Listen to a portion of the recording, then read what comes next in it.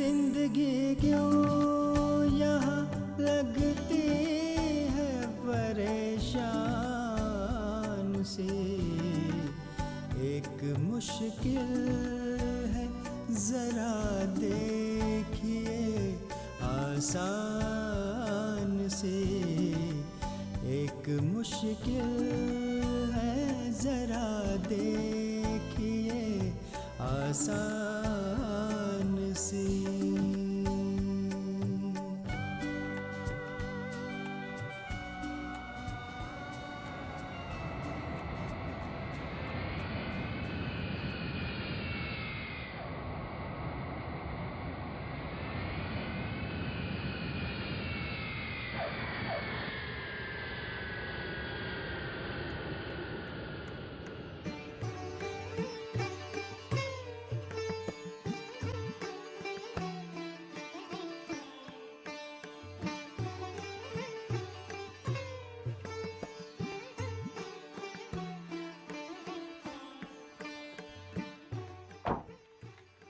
आदाब, welcome back to India. आदाब aunty. आदाब। कैसी हैं आप? जी वो हेलो, हम शाहीन हैं। I'm सलमान। आदाब अंकल। आदाब बेटा, कैसे हो? माशाअल्लाह बहुत बड़ी हो गई है। आइए अंदर बैठ के बातें करते हैं। एक ज़माने के बाद हमने आपको देखा है। आइए। अरे अब्दुल मियाँ, इनका सामान इनके कमरे में पहुँचाओ। हाँ जी हुजूर। चलो शाहिना, हम आपको आपका कमरा दिखा दें। आओ बैठिए। आप तो यहाँ पहली बार आई है ना? जी। आप सोच रही होंगी कि हम अपनी पुरानी हवेली को छोड़कर इस नए घर में क्यों आ गए। एग्जैक्टली, हम यही सोच रहे थे, लेकिन कोई तो वजह होगी जो आप शहर से इतनी दूर यहाँ रहने के लिए चले आए। शायद खुली जगह, ताज़ी हवा। लेकिन फिर भी हम जानना चाहेंगे कि आखिर आप अपनी पुश्तैनी हवेली छोड़कर यहाँ क्यों चले आए। दरअसल हमारे अब्बू पर नए ज़रकारों की देनदारी का बोझ इस कदर बढ़ गया कि हमें वो पुरानी हवेली छोड़नी पड़ गई। ओह, ये तो सचमुच बहुत बुरा हुआ। क्या शानदार हवेली थी वो, नहीं? हाँ वाकई, एक ज़माने में वो हवेली वाकई शानदार थी, लेकिन आज आप देखेंगी तो आपका मन भी नहीं करेगा रहने को। अरे इतना आलूदा हो गया है वहाँ का माहौल कि साहब दम सा घुटता है। ऊंची ऊंची इमारतें, तंग गलियाँ, बताइए कौन कैसे रह पाएगा। क्या सचमुच लखनऊ इतना बदल गया है? भाई यहाँ इस शहर में दूर दूर से लोग रोजगार की तलाश में आते हैं, आबादी तो बढ़नी ही है। फिलहाल आप हमें ये बताइए कि लखनऊ कैसा है। बहुत अच्छा। ये देखिए, आपका और आपकी अम्मी का कमरा अच्छा है ना? बहुत छोटा तो नहीं? अरे नहीं नहीं, ये तो अच्छा खासा है। आप बस हमें ये बताइए कि आप हमें गोमती नदी कब घुमाने ले जाएंगे। बहुत जल्द। हम एक बात पूछें आपसे? जी। आप बरसों से अमेरिका में रहीं, वहीं पली बढ़ी, फिर भी आपकी ज़बान इतनी उम्दा और साफ कैसे है? अरे भाई, जो लोग अपने मुल्क से बाहर रहते हैं वो अपनी रिवायत और तहजीब भूल थोड़ी ना जाते हैं। वैसे अब्बू बता रहे थे कि आप अमेरिका में कंप्यूटर साइंस में ग्रेजुएशन कर रही हैं। अब उसका क्या होगा? क्या आप फिर वापस जाएंगी? अरे नहीं नहीं सलमान, हम अपनी अम्मी को छोड़कर कहीं नहीं जाएंगे। और वैसे भी अम्मी कह रही थी यहाँ कंप्यूटर साइंस की बहुत अच्छी पढ़ाई होती है और इंडिया सॉफ्टवेयर में तो सबसे ऊपर है। बिल्कुल सही कहा उन्होंने, मगर हमने तो बस इसलिए पूछ लिया था कि शायद आपको यहाँ का माहौल पसंद ना आए। चलिए आइए। आप बहुत जल्दी बहुत ज़्यादा सोच लेते हैं। वहाँ अमेरिका में भले ही सड़कें बहुत चौड़ी हैं मगर रास्ते बहुत तंग। वहाँ की ज़िंदगी में आराम है मगर इत्मीनान नहीं। आप समझे हम क्या कहना चाहते हैं? आपकी बातें तो बिल्कुल पुराने लखनऊ वालों जैसी है, एकदम संजीदा और पुख्ता। ये लीजिए, हमारी तरफ से लखनऊ और इस घर में आने के लिए एक छोटा सा नजराना। Thank you Salman. Chocolates are my favourite. अच्छा सलमान, यहाँ घर में आपके अलावा और कोई भी है? मतलब आपकी कोई बहन वगैरह?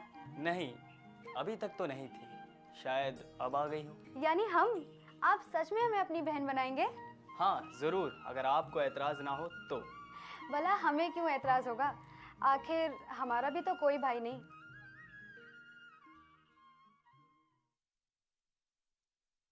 बाबा, हम 20 बरस के बाद अपने शहर और आपकी चौखट पर लौट कर आए हैं। हम पर और हमारी बच्ची पर रहम करना, हमारे सर पर हमेशा अपनी दुआओं का हाथ रखना।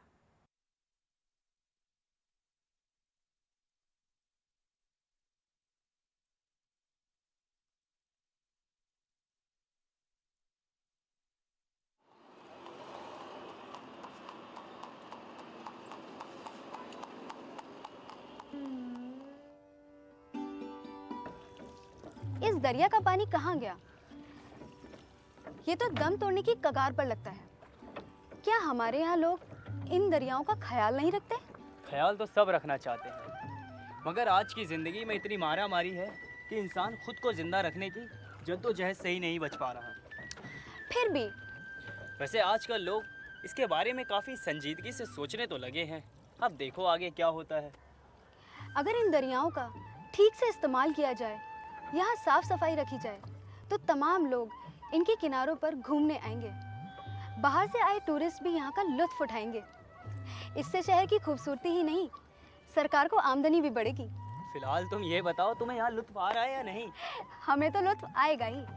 आखिर हमारी गोमती दरिया हमारे शहर की पहचान है। बहुत किस्से सुने हैं हमने इसके।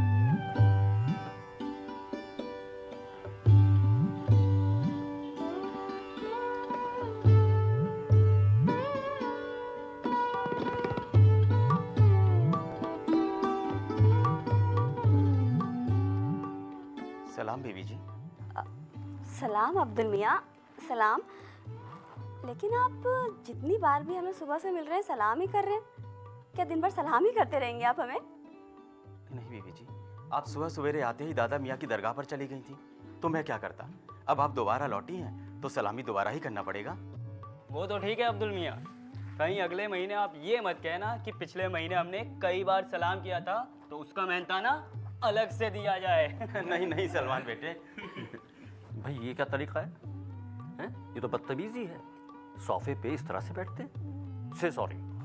अब्बू सॉरी। इट्स ओके अकरम साहब, बच्चा ही तो है। बच्चों को ही तो समझाना पड़ता है। और अब्दुल मियाँ आप क्यों खड़े हुए हैं? बैठ जाएं। जी हुजूर। हाँ जी, तो हो गई आपकी ख्वाहिश पूरी बाबा की दरगाह पर। दरगाह पर तो हो आए, लेकिन अभी ख्वाहिश पूरी नहीं हुई। भाई ऐसी कौन सी ख्वाहिश है, हमें भी तो पता चले, जो पूरी नहीं हुई। अंकल हम बतलाते हैं। दरअसल अम्मी अमेरिका में हमेशा ही इस दादा मियाँ की दरगाह के बारे में बात किया करती थी। कहती थी कि वो वहाँ पर रात की रानी के फूल चुनने जाया करती थी और वहाँ पर एक फकीर बाबा का गाना भी सुना करती थी, है ना अम्मी? अच्छा, ये वो छोटे कद वाले फकीर बाबा। बिल्कुल सही पहचाना आपने। याद है ना आपको, उनकी एक छोटी सी बेटी भी हुआ करती थी। कितनी मासूम थी ना वो, लेकिन वो नाबीना थी, आंखों से देख नहीं सकती थी। पहले लोगों ने फकीर और उनकी बेटी को भगाया और फिर वहां कब्जा करके अब लोगों के भूत भगा रहे हैं। शाहिना, लगता है अब्बू संजीदा हो रहे हैं, हमें चलना चाहिए। हम भी जरा छत से लखनऊ का नज़ारा लेकर आते हैं।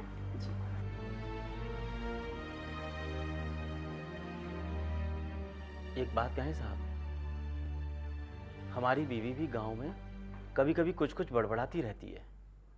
एक बुजुर्ग हैं, वो कहते हैं कि उन पर ऊपरी हवा है। हमने भी सोचा है कि उन्हें इसी मज़ार पर लेकर आएं, लेकिन साहब दिल नहीं मानता। अच्छा अब्दुल मियाँ, आपके कोई औलाद तो नहीं है ना? नहीं है साहब, कोई भी नहीं है। ये भी उसी साए का चक्कर बताते हैं।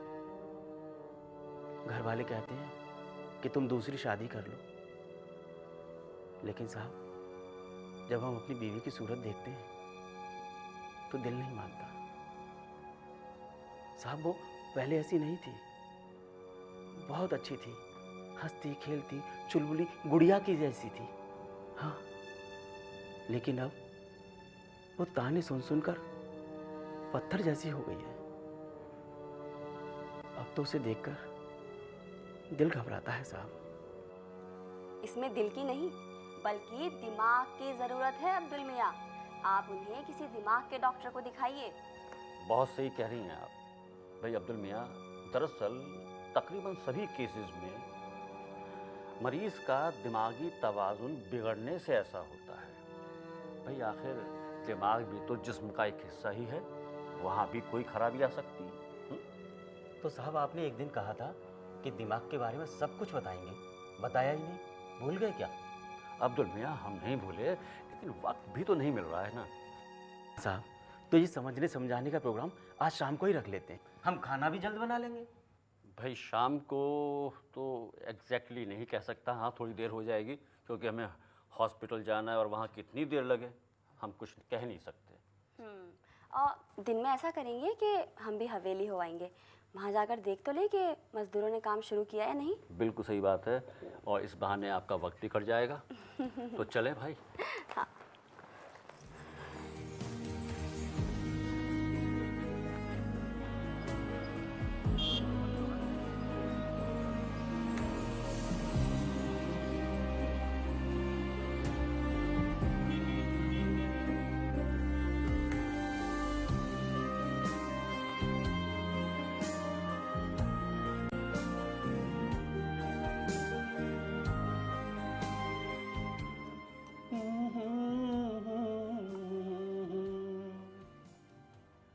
ये फूल फूल न होता, ये कली भी न होती, ये फूल फूल न होता, ये कली भी न होती, अगर तू न होती, अगर तू न होती। क्या बात है अकरम साहब, आज भी आपके गाने का अंदाज उतना ही दिलकश और खूबसूरत है। जी शुक्रिया।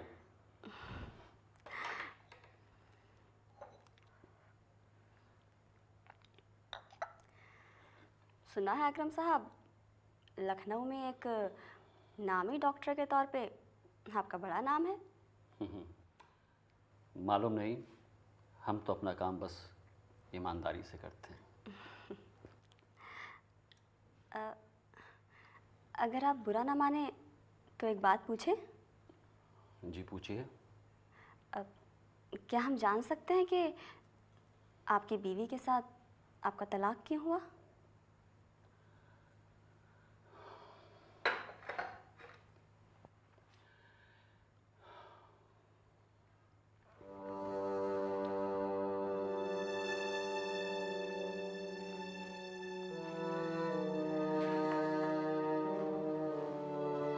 हम शायद अपने आप को पैसा बनाने की मशीन नहीं बना पाए।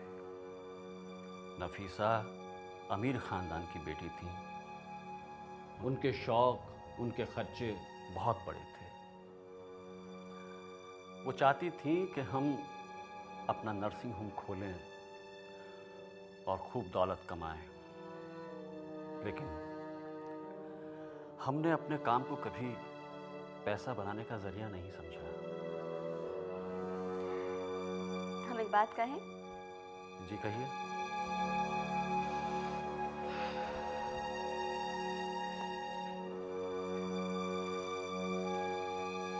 आप आज भी अपने उसूलों के बहुत पक्के हैं, आज भी आप नहीं बदले। हम ये तो नहीं जानते कि हम कैसे हैं, हम तो इतना जानते हैं 20 बरस पहले हमने किसी से कोई वादा किया था, बस उसी को निभा रहे हैं। वो अहद हम नहीं तोड़ पाए। काश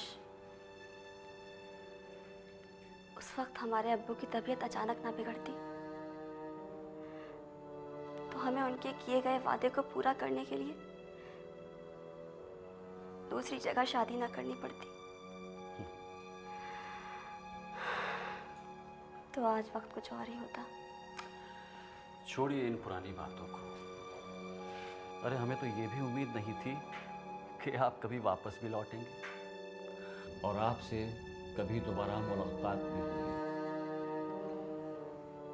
शाहिना की परवरिश और पढ़ाई की वजह से हम वहाँ अभी तक रुके रहे, वरना इनके इंतकाल के बाद तो वहाँ जैसे वक्त काटना भी मुश्किल था। काश आप पहले लौट आती। काश हमें मालूम होता कि यहाँ कोई हमें माफ कर देगा, कोई यहाँ पर है जो आज भी हमारा इंतजार कर रहा है।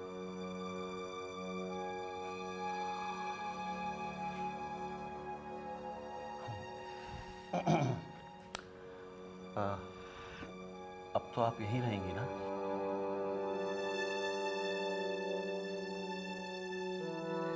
वापस तो नहीं जाएंगे?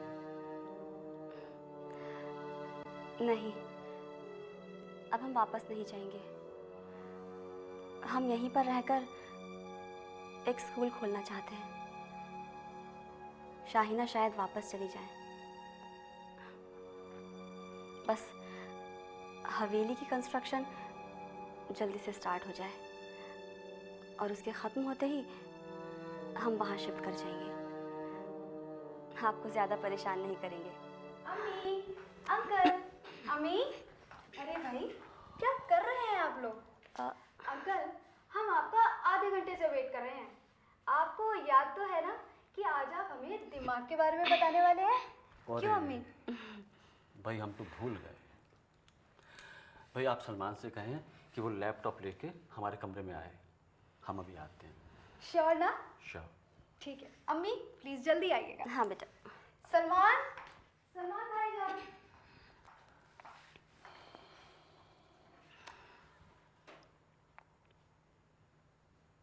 आइए चलें। आप चलिए, हम थोड़ी देर यहीं रहना चाहते हैं।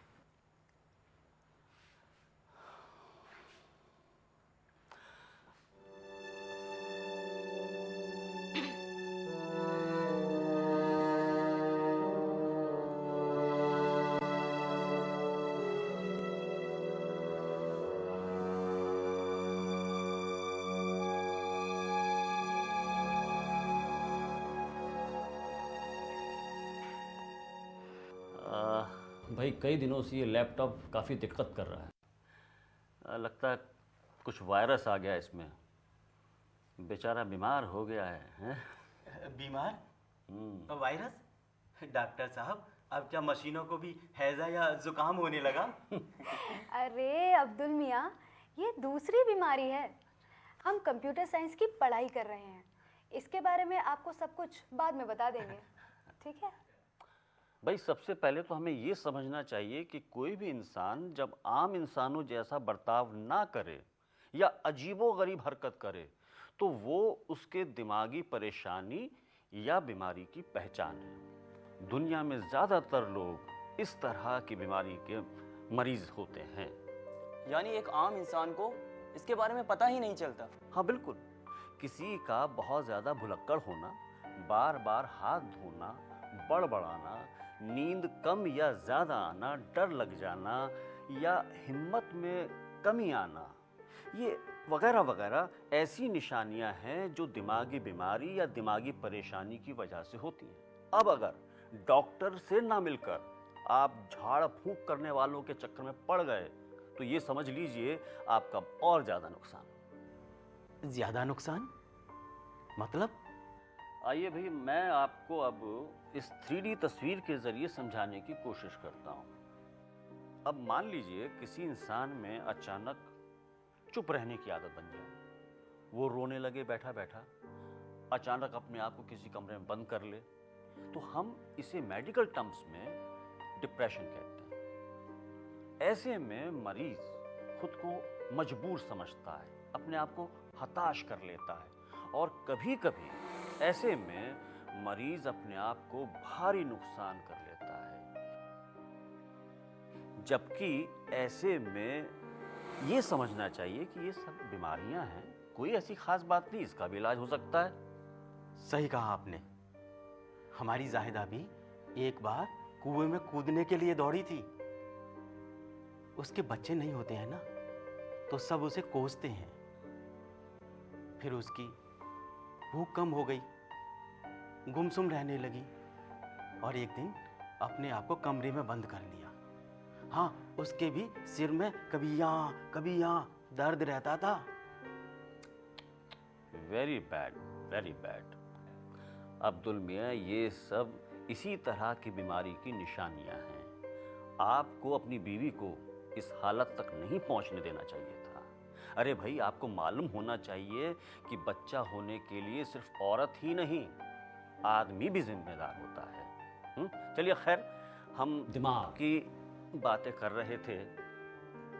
जो दिमाग है, इसी से होकर तमाम डायरेक्शंस, या ये कहें कि जिस्म के सभी हिस्सों को हुक्म जाता है। इसी के जरिए हमारे जिस्म की सारी नसें हमारी चमड़ी तक को डायरेक्शंस देती हैं, महसूस करने की ताकत देती हैं। अच्छा अंकल, क्या ये नसें यानी नर्व्स हमारे दिमाग में भी होती हैं?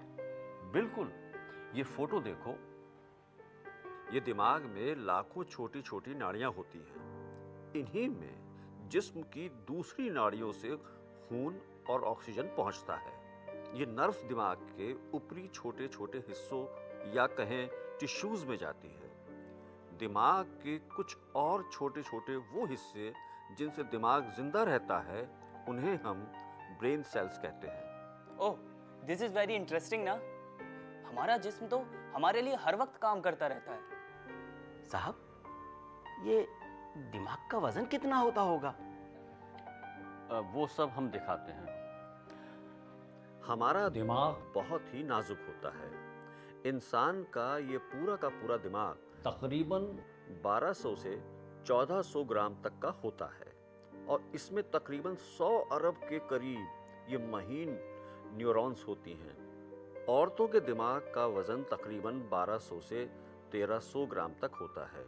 इसमें भी ऐसी ही नर्व्स और न्यूरॉन्स यानी सेल्स होती हैं। अच्छा अंकल, हमने सुना है कि हमारे दिमाग में हर घड़ी कुछ बनता है और कुछ खत्म होता है। वो क्या होता है? हाँ बिल्कुल। हमारे जिस्म के और ऑर्गन्स जैसे किडनी, लीवर, दिल की तरह ही हमारा दिमाग भी अपनी मरम्मत या कहें ताजगी के लिए लगा रहता है।